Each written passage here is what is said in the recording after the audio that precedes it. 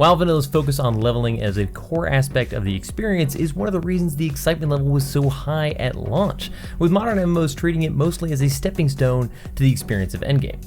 So now that it's here, how are levels 1 to 10, the first dipping of the toes into the pond that is World of Warcraft Classic? In my mind, this is the simplest, most hand-holding part of any MMO, and this is the biggest risk, in my opinion, of being a deal breaker for new players that had never experienced a game like this before, especially with the huge rush of players trying to achieve the same goals at the same time, to ever swamp in the same quests.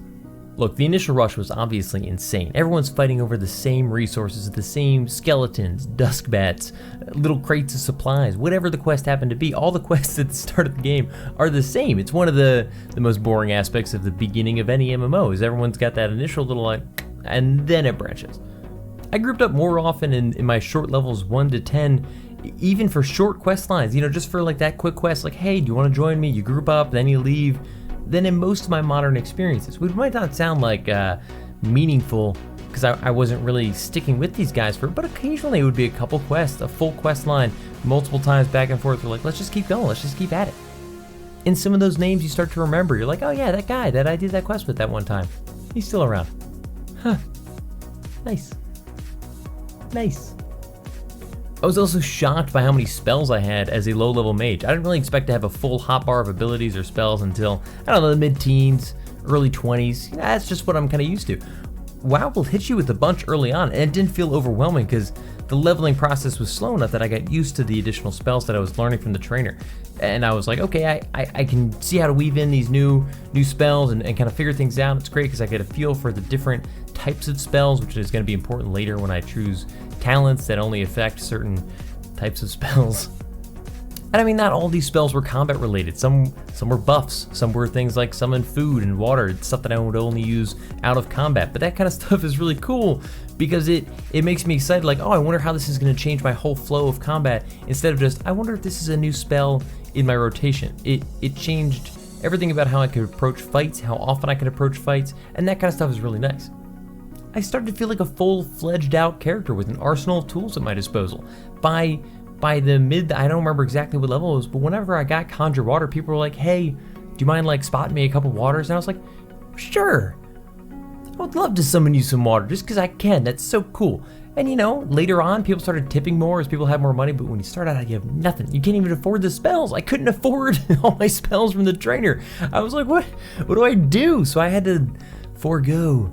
And then I came back like 10 seconds later. I made it a priority to go get enough money to get those spells, but I was like shocked.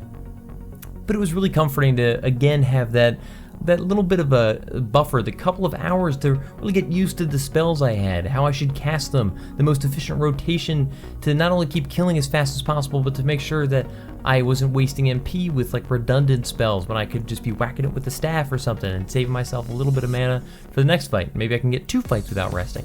It was cool to work that out. And like I said, while all this is going on, you're fighting over people for quest lines, you're grouping up with people to do those quest lines faster, you're trying to earn all your spells, you're trying to figure things out, you have no money. Nobody has any money, and it's amazing. I was just talking about how I didn't have enough money to purchase my spells when I got to the trainer for like the first time, maybe the second time. I don't know, one of the 2 times. I like could not afford all the spells. Most games, you don't even have to train your spells. You just kind of earn them. They just pop in, they absorb into you. This felt like it made sense that all of a sudden I went and talked to a mage somewhere and I was like, excuse me, Grandmaster Mage of Middle of Nowhere, thank you for teaching me Fireball. And then I would often cast Fireball because that guy taught me to. It is kind of weird when you're out in the wild and I'm like, I suddenly sense a new spell within me that I've never set before. Like, what? And it kind of adds this cool new thing whenever you level to 2, 4, whatever, the tiers that you can earn stuff. You're reminded, oh yeah, I gotta go back and check to see if I have any new stuff. I gotta run back to town. It keeps you from focusing on that grind of like quest, without ever stopping to think about what you're doing. And then you've got to ask yourself, hey, that new quest I can buy, say summon food. Do I want to spend the money on that right now? Can I afford to do that? Am I even going to use it? Or is that going to prevent me from being able to do something else more important with that money? That's an important question. The economy in Final Fantasy XI, my favorite MMO of all time, was one of my favorite aspects of the game, and it forced you to care about how you made money, what you were getting from drops, what they might be worth. Are they something you should save for the auction house? Should you sell it at the vendor? Should you just clear it out of your inventory immediately to make space for more important stuff? And you would learn that stuff over time, and you get excited about drops just because they're financial value. You'd spend days, weeks, months trying to figure out fun new ways that you can make money because it's important. In modern games, I don't really care about money, so I never really worry about it, and it's just a whole portion of the game that's not there. It doesn't exist. Speaking of which, if this is your first time here, this is Hunt for Games, sharing my tips and passions for classics like Final Fantasy XI and other MMOs and games from that era like Vanilla WoW, which I kind of missed out on the first time around. To not miss out on any of the nostalgia, definitely subscribe and click the bell to get notified when new videos go live.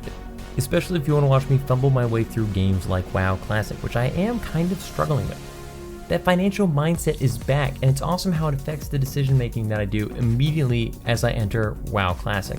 Partially just because of the financial investments that I know the game is going to push on me throughout the leveling experience. I already see stuff like buying spells and stuff from trainers.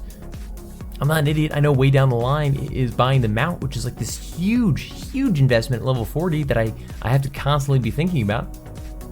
And that's not even stuff that I might want for other reasons, like just a cool set of gear in the auction house. This is stuff that I need to buy to progress. Well, I guess not technically. I could go to the very end of the game and never upgrade my spells, but I'd be terrible and I'd feel awful about it.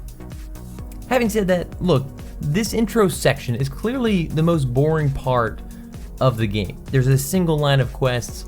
There's very rarely even branching quests where you can have multiple quests at a time. You haven't branched out into the rest of the world. You're just kind of there. This is your option. You're in it to win it. But I don't mean that in a bad way. I just mean that like the whole time as I'm doing this, I'm like, I can't wait till it splinters. I can't wait till I can go anywhere where I suddenly look out and I'm like, the world is my oyster. I see the horizons and I want to see what's out there. And I kind of felt that when I hit level 10, it felt like a true achievement. The world was open to me. I could start choosing talents. I knew that Undercity had transportation waiting for me to send me to the wide open world and this distant land of the Barrens that I kept hearing such wonderful things about. It had taken a few play sessions, I mean, especially because it was kind of hard to log in, but that is what it is. It took me a few play sessions to actually get to 10, and I kind of was wondering, I'm like, am I going to already start feeling worn down by the time I reach level 10? Am I going to hit 10 and be like, this game's going to be rough? No, I was just excited. It struck me that I really didn't feel like I had to go in any one direction. Sure, the game was like, Silverpine Forest might be a great idea, and to be honest, I probably should have stuck it out. But I knew that the Barrens were out there, and I'm joking, I obviously have heard of the Barrens and the horrible things that go on there, but I really wanted to go experience it, especially since all my other friends were like trolls and orcs and stuff, and I was like alone by myself off in the undead world. But with the constant like pressure of money over and over again, I was like, well, hang on, maybe I should work on like a profession, like a crafting or a gathering profession. I picked up skinning. That was nice, because everything I would kill, I would be like, I haven't really felt that way since Final Fantasy XI, and more specifically my Eden experience, where I revisited the classic experience where yes, the world is open to you, but it's also dangerous, threatening, and full of financial need. Will I continue to feel that way, where the world continues to feel like it expands as I continue to play, where there's always distant lands that I have not visited yet and could go experience? Or will it start to feel like it's condensing to specific zones, the only zones that matter to a higher level player? Is that going to narrow my vision until eventually I just stand in the same place and I'm like, I'm going to go to this one spot, do this one thing, and then log off? What's been your experience so far? Have you been struggling with the queue times? They continue to remain high, although they're doing a lot to alleviate that, including allowing for server transfers from some servers for free, so that's pretty cool. But have you managed to get your foundation, your character foundation in the world of Azeroth? If you haven't, and you're interested in checking it out with us, definitely join us on the Stalag server. You can join the Hunt for Game Discord, linked in the description below. We have a WoW Classic channel where you can chat with us and find us on in-game. If you haven't yet, also definitely check out the impressions of the game launch so far. It's been pretty good. There have been some struggles technically, but overall I've been very impressed, and I think you should check it out. The game, not the video, but also the video. Both. Otherwise, guys, I'll see y'all in the next one. Peace. Thanks for watching. If you're interested in more videos like this, think about subscribing. And if you already have, don't forget to click that little bell next to the sub button to get notified when new videos go live. Hit me up in the comments with your thoughts on this video, or come hang out and chat with me on Twitch every Tuesday night at 8 p.m. Eastern Standard Time. And definitely look me up on Twitter or Instagram and Hunt for Games to keep up with what else I've got going on. See ya.